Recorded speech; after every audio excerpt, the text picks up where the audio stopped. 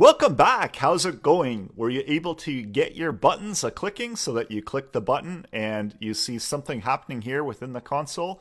So now you're ready to move on to the next step. And this is where we're going to toggle that modal. So the one that we created in the first lesson, all of that HTML and CSS, styling it, and we don't see it. So this lesson, I'm going to show you how you can toggle and show that element. And we saw within the CSS, when we add in a class in the modal wrapper, and if we add in another class of show modal, what happens now is we see the modal. So all we have to do is use JavaScript to toggle that value. And luckily for us, JavaScript has just that type of function. So we need to select the modal object, and we can use our query selector. So setting up our object in the same way that we selected the button. We can grab our modal wrapper. You don't have to call it modal wrapper. I just usually do that just so that it makes sense with in line with the classes. Using query selector, and we only have one, so we can use query selector all.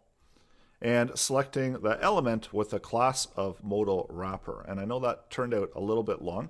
I can make this bigger for now, and then we'll shrink it down when we test it out. So now we've got it within an object format, and that means that we can use it. So going into when we make our click, we can update the class list. And the class list, we know that this particular element will have a class of modal wrapper, and we can also add to that class list. So that's what we're going to be doing. We can also toggle that if we want. So that gives us the ability to add a class if it's not there, and remove a class if it's there. So that gives us that option to hide and show. So we can do either one in this case, where we can add and then remove it on the alternative, or we can toggle it. So it actually doesn't matter which one we use. And in this case, just to be precise, we wanted to add that modal class. So the show modal class. And now we can try it out.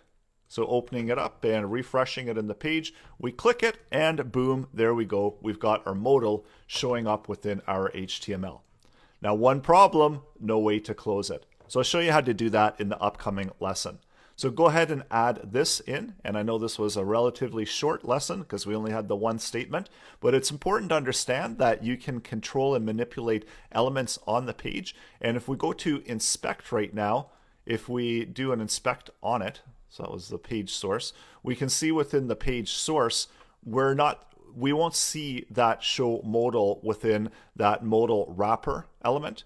But when we go into inspect, and this is the live version of it, and we open up our modal wrapper, you see that show modal has been added. So that's not there initially, and we can see that it's not there initially. And when I do press it, JavaScript adds in the show modal class. So go ahead and try this out for yourself.